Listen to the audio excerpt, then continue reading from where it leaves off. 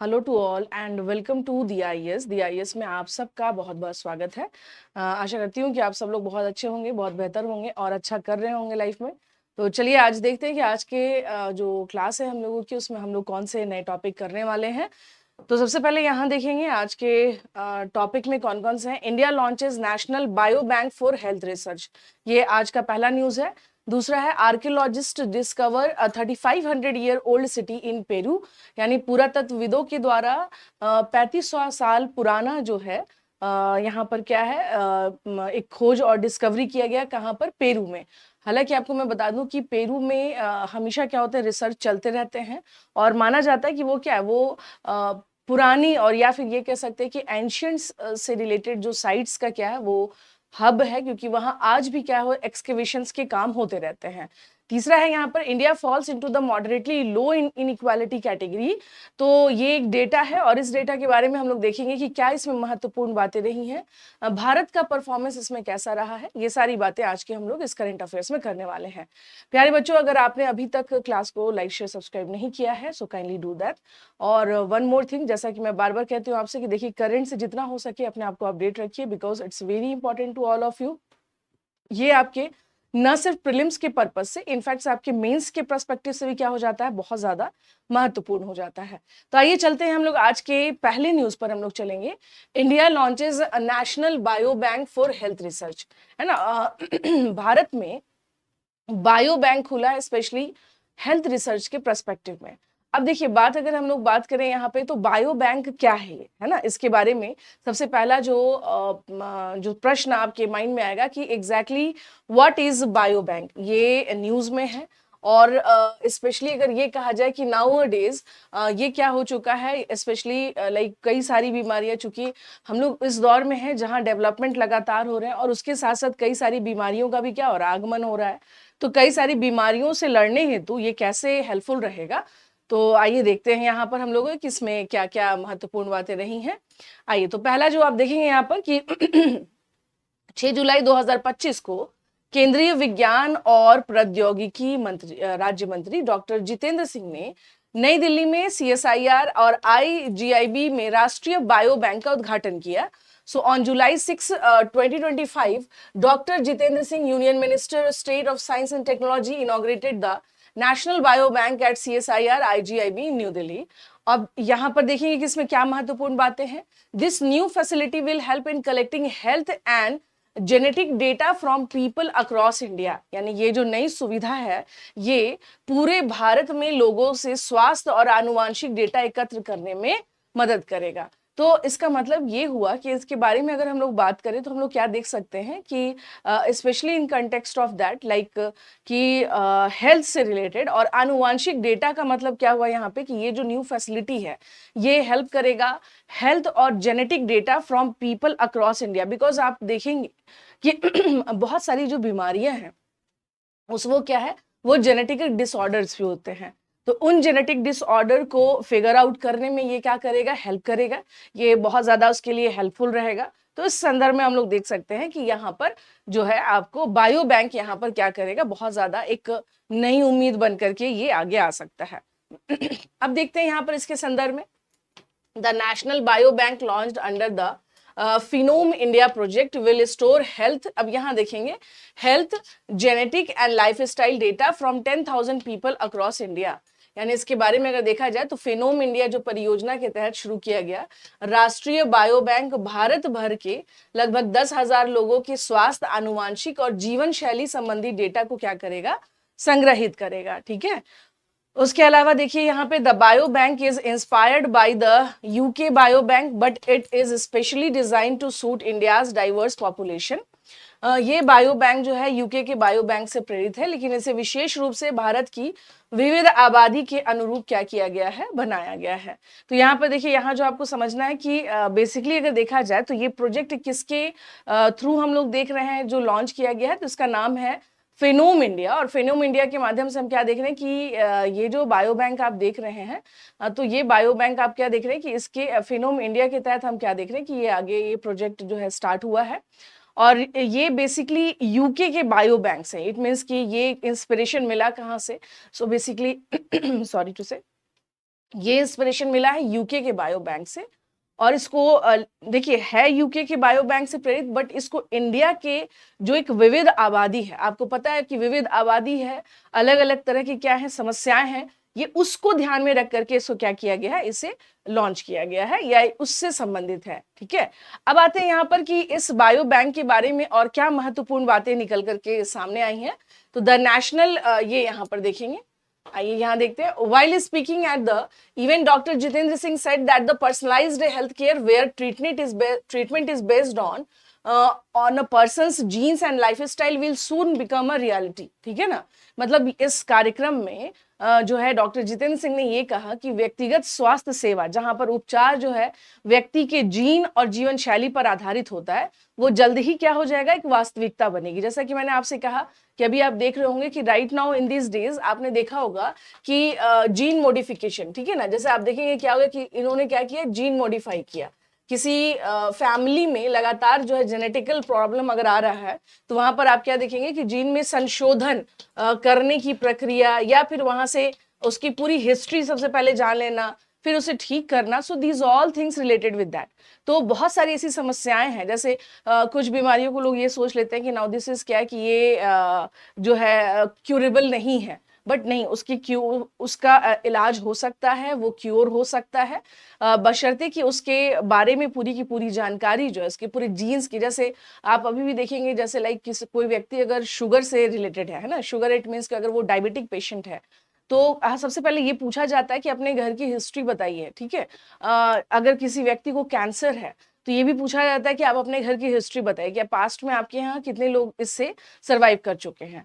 तो ये बहुत सारे, इट मीन्स कि किसी व्यक्ति की केस हिस्ट्री को और बेहतर ढंग से समझने और उसके ट्रीटमेंट के पर्पज से हम क्या देखेंगे कि ये क्या है, एक नई जो है कहीं ना कहीं से एक नए तरीके का इलाज लेकर के ये सामने आ रहा है।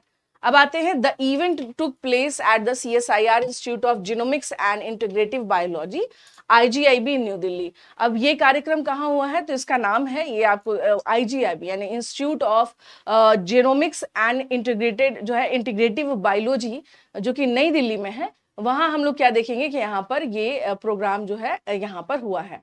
अब आते हैं यहाँ पर कि ये कैसे हम लोगों को हेल्प करेगा, ये जो बायो बैंक है ना, how this is helpful, especially India's unique health needs। तो आइए इसके बारे में देखते हैं। Doctor Singh highlighted that Indian face unique health challenges such as central obesity which is not always visible from the outside but increase health risk। जैसे कि इसमें इन्होंने ये भी कहा कि भारतीयों को विशिष्ट स्वास्थ्य चुनौती, या फिर आप ये कह सकते हैं कि विविध प्रकार की स्वास्थ्य चुनौतियों से क्या है, हम जूझ रहे हैं या चैलेंजिंग है ये अभी हम लोगों के सामने। जैसे कि आप देखेंगे केंद्रीय मोटापा नहीं, जैसे अगर ये कहा जाए यहाँ पे ओबेसिटी यानी कि मोटापे से होने वाली बीमारियां, ये सबसे ज्यादा क्या है, संबंधित है मोटापे से संबंधित बीमारियां। ठीक है ना, अब जैसे देखिएगा कि ओबेसिटी के बाद ही आप देखेंगे क्या, बहुत सारे आपको प्रॉब्लम्स लाइक थायराइड हो गया, लाइक डायबिटिक्स हो गया, तो ये सारे प्रॉब्लम्स इसके बाद क्या हो जाते हैं, शुरू हो जाते हैं। तो अगर देखा जाए तो इन्होंने ये बिल्कुल सही कहा है कि भारत जो है एक ऐसी चुनौती से जूझ रहा है जिसमें कि ओबेसिटी क्या है, एक बहुत बड़ा जो है, ऐसा लगता है कि ये प्रॉब्लम नहीं है, बट दिस इज जो है ये हेल्थ रिस्क को लगातार क्या कर रहा है, बढ़ा रहा है, या ये चुनौती हमारे सामने लगातार बढ़ती जा रही है। तो इस प्रकार से अगर हम लोग देखें तो यहाँ पर इस मुद्दे पर इन्होंने ये कहा कि हमें इस पे क्या करना होगा, सोचना होगा, हमें इसे हेल्थ रिस्क को क्या करना होगा, कम करना होगा।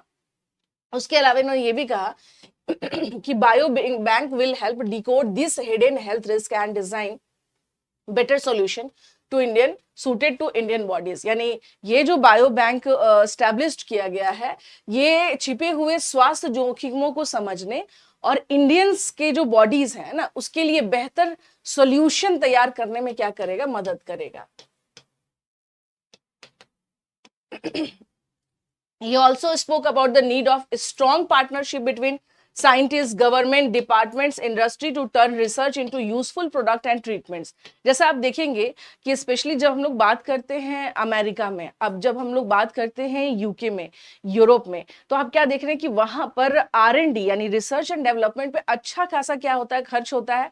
एंड कोलैबोरेशन जिसमें अगर हम लोग बात करें लाइक एडमिनिस्ट्रेशन, या फिर ये कह सकते हैं आप लोग यहाँ पर कि इसमें जो है चाहे सरकार हो जाए, चाहे वैज्ञानिक हो जाए, डिपार्टमेंट्स हो जाए, अलग अलग इंडस्ट्रीज हो जाए, तो इन जगह आपसी संयोजन जो है वो बहुत ज्यादा क्या करेगा, कारगर रहेगा। और इसके लिए इनका कारगर रहना या इसके लिए इनका आपस में कोलैब करना ये बहुत ज्यादा क्या है, जरूरी है।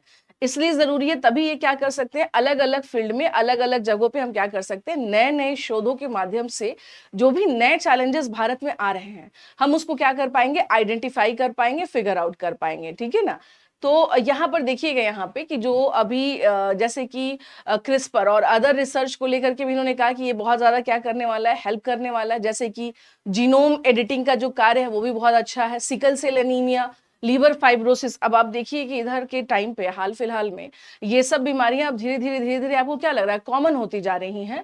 और ये लोगों के बीच में जो है, जो बीमारियां पहले कभी सुनने को नहीं मिलती थी, राइट नाउ अब क्या होते जा रही है, वो धीरे धीरे लोगों के बीच उसका जो है फैलाव होते जा रहा है। तो कम से कम एटलीस्ट इसके माध्यम से बड़े लेवल पर रिसर्च स्टडीज अगर होंगे तो बहुत सारे जो हिडन चैलेंजेस हैं, specially in context of health risk, वो सामने आएंगे। अब आते हैं द मिनिस्टर, यहाँ पर देख लीजिएगा जैसे कि इन्होंने इस बात की प्रशंसा की है कि जैसे जीनोम एडिटिंग कार्य की प्रशंसा की गई, विशेष रूप से sickle cell anaemia, liver fibrosis जैसे बीमारियों के इलाज में। अब ये सब बीमारियां क्या हो रही हैं, अब ये बीमारियां rare of the rarest disease नहीं रह गई हैं, अब ये बीमारियां धीरे धीरे क्या हो रही हैं, स्प्रेड आउट हो रही हैं, फैल रही हैं काफी। He said in India is no longer behind science and is now leading in areas like quantum technology, AI and genomic medicines। आपने देखा है, कल ही मैंने बताया कि ब्रिक्स में भारत के द्वारा कौन कौन सी महत्वपूर्ण बातें रखी जाएंगी, तो उसमें हेल्थ भी है। और हेल्थ के संदर्भ में उसमें साफ तौर से ये भी कहा गया कि भाई हमें क्या करना है कि हमें आने वाले समय में है ना, हेल्थ रिस्क और खासतौर से कुछ वैसी बीमारियां जिससे कि रिस्क बढ़ रहे हैं, जो कि कॉमन होता जा रहा है, हमें उस पर क्या करना, we have to be focused more. तो देखिए बायो बैंक के संदर्भ में अगर कहा जाए तो हम लोग क्या देख सकते हैं कि आप इसको सीधे और सिंपलेस्ट फॉर्म में अगर आप कहेंगे कि what is the benefit of bio bank, है ना, लाभ क्या है बायो बैंक के।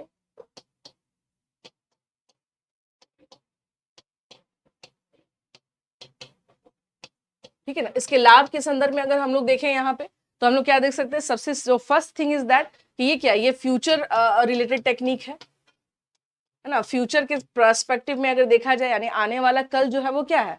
और बायो बैंक से हम जो सबसे बड़ी बात है कि हम हिडन चैलेंजेस को फिगर आउट कर पाएंगे। Now after that we are in that condition, hidden challenges हम इसे क्या कर पाएंगे, so now after that we are in condition to figure out. ठीक है, और उसके अलावा अगर देखा जाए तो इंडिया की जो देखिए अगर बात किया जाए कि इंडियाज पॉपुलेशन,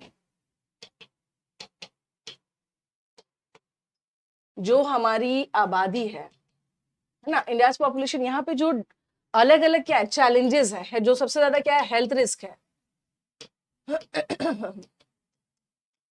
उसके संदर्भ में ये क्या करेगा, ये बहुत ज्यादा हेल्प करेगा बायो बैंक के संदर्भ में। तो यहाँ पर हम लोग देख सकते हैं कि इसमें बहुत सारी ऐसी बीमारियां हैं, तो वो सब क्या हो सकती हैं, यहाँ पर आइडेंटिफाई हो जाएंगी।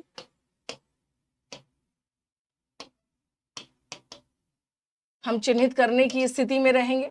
तो बायो बैंक की देखिए मैंने क्या क्या फ्यूचर, भविष्य है ये, और ये एक बहुत बेहतर शुरुआत हुई है। लेट्स सी कि इसमें जितना ज्यादा R&D यानी हम जितना ज्यादा यहाँ पर रिसर्च एंड डेवलपमेंट के साथ आगे बढ़ेंगे, ये उतना ही ज्यादा क्या होगा, हेल्प करेगा।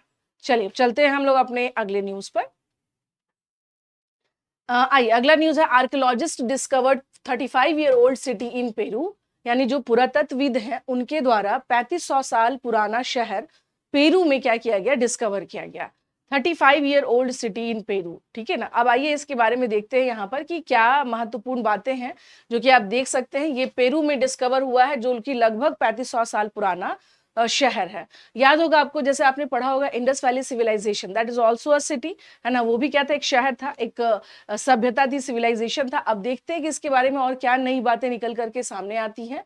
आइए यहाँ देखेंगे, यहाँ पर archaeologists have announced the discovery of an ancient city in Peru's northern जो है बरांका प्रोविंस। पुरातत्वविदों ने पेरू के उत्तरी बरांका प्रांत में एक प्राचीन शहर की खोज की घोषणा की है, ठीक है ना। The 35-year-old city named Penico is believed to have served as a key trading hub connecting early जो है Pacific coast communities with those living in the Andes Mountains and Amazon Basin।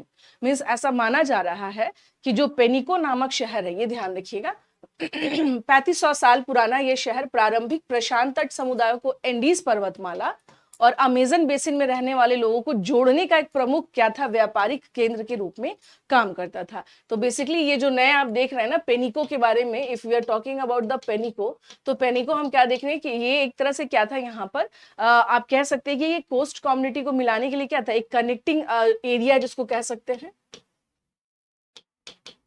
हाँ, कनेक्टिंग हम लोग क्या देख रहे हैं, ये यहाँ पर एरिया था जिसमें यहाँ पर दोनों क्षेत्र जो आपने अभी देखा है यहाँ पर, जैसे कि जो एंडीज वाला जो रीजन है, और उसके अलावा हम लोग क्या देख रहे हैं यहाँ पे कि पैसिफिक कोस्ट कम्युनिटीज, इनको ये मिलाने का कार्य करते थे, या एक बहुत महत्वपूर्ण साइट हुआ करता था।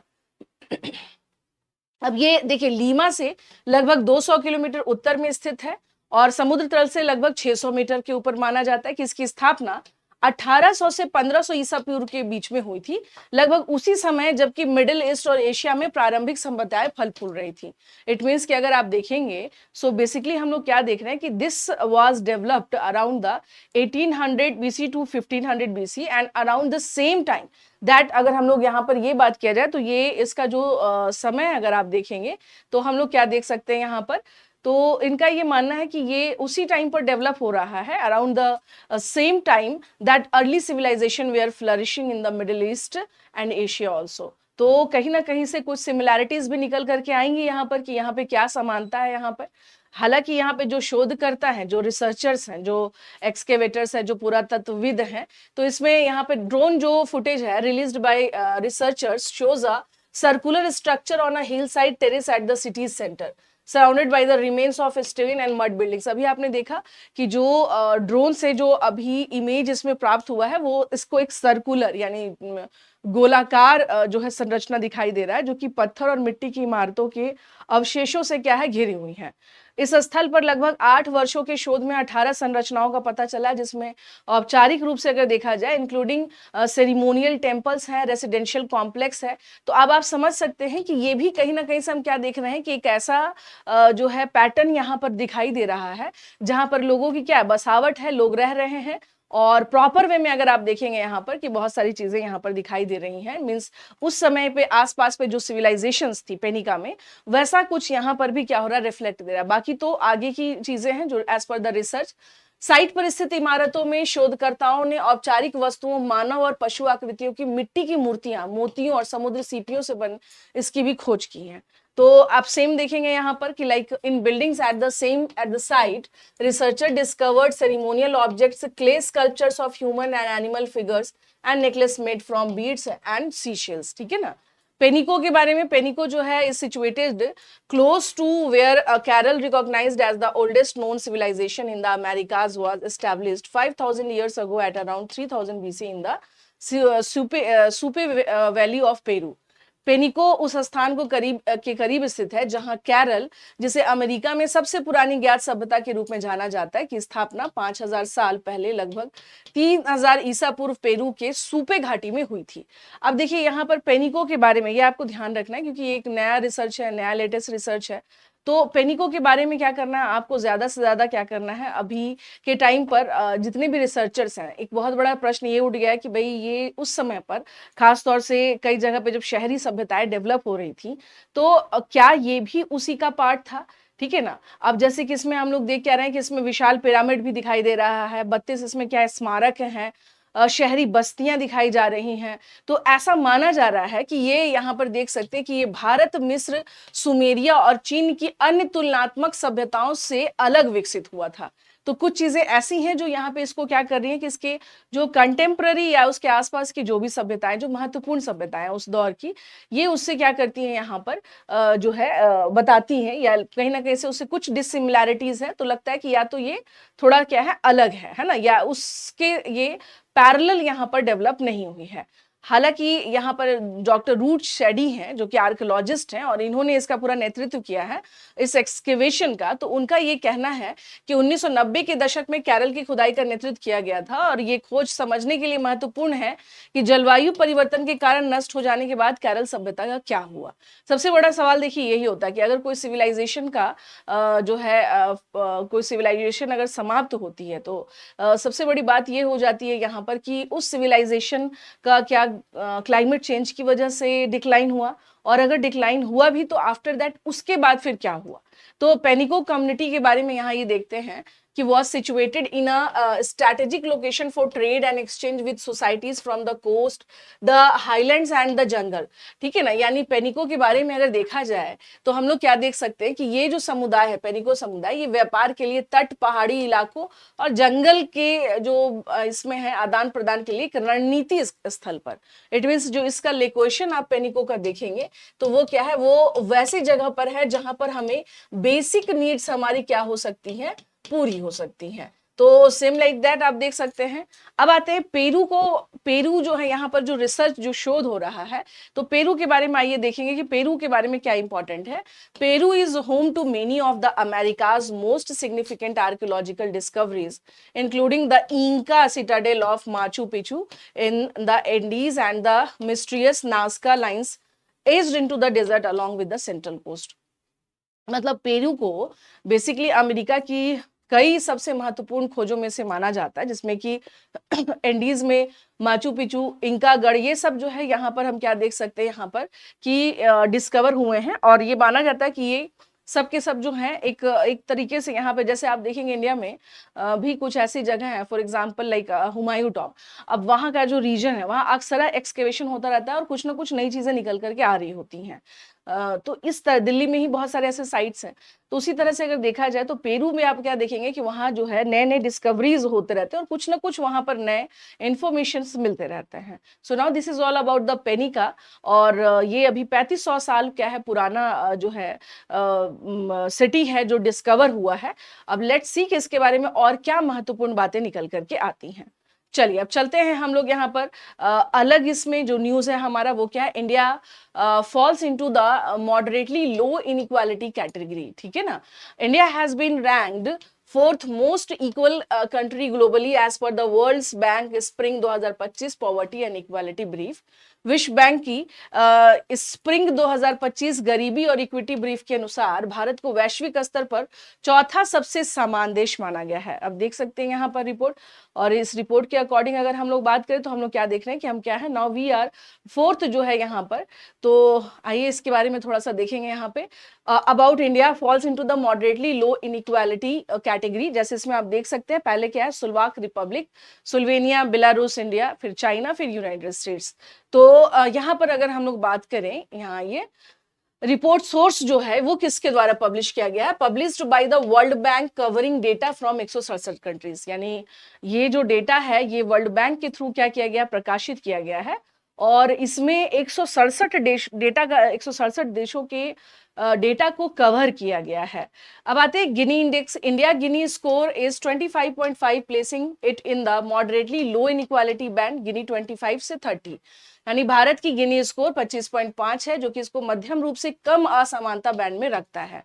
जब हम कंपैरिजन करते हैं, तुलना करते हैं, तो भारत विश्व स्तर पर स्लोवाक गणराज्य, स्लोवेनिया, बेलारूस के से पीछे चौथे स्थान पर, और चीन और यूएसए से आगे है। So you can see if you are going to comparison with the, तो India is on the fourth rank, और स्पेशली आप देख सकते हैं, और जिसमें कि इंडिया अमेरिका और चीन से क्या है, बेहतर स्थिति में है। यहाँ पर आप देख सकते हैं, यहाँ पर तो ये एक बड़ा ही क्या है, यहाँ पर एक बेहतर यहाँ पर आप आउटकम्स आप कह सकते हैं यहाँ पे कि India achieves greater income equality day by day, consumption based Gini index lower is more equal. तो 2011 और 12 में 1 सेकेंड 2011-12 और 2022-23 में आप देख सकते हैं यहाँ पर कि क्या यहाँ पर जो है कंडीशंस के बारे में अगर बात किया जाए तो ट्रेंड अगर हम देखेंगे तो India's Gini index improved from 28.8 to 25.5 showing more equitable income distribution.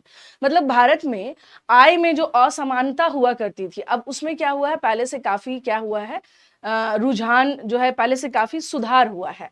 Poverty reduction में अगर आप देखेंगे तो 171 million people lifted out of extreme poverty, ठीक है, बेस्ड ऑन द थ्रेशोल्ड। रुझान भारत का गिनी सूचकांक जो है वो 28.8 से बढ़कर 25.5 हो गया है, जो अधिक न्याय संगत और आय वितरण दर्शाता है।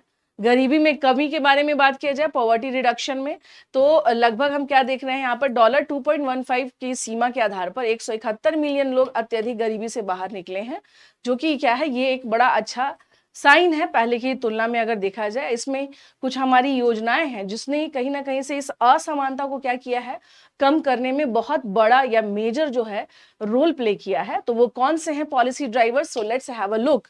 आइए देखते हैं यहाँ पर कि वो पॉलिसी ड्राइवर्स हैं। पीएम जनधन योजना, over 55 crore bank accounts open, लगभग 55 करोड़ जो है से भी ज्यादा बैंक अकाउंट्स खोले गए हैं।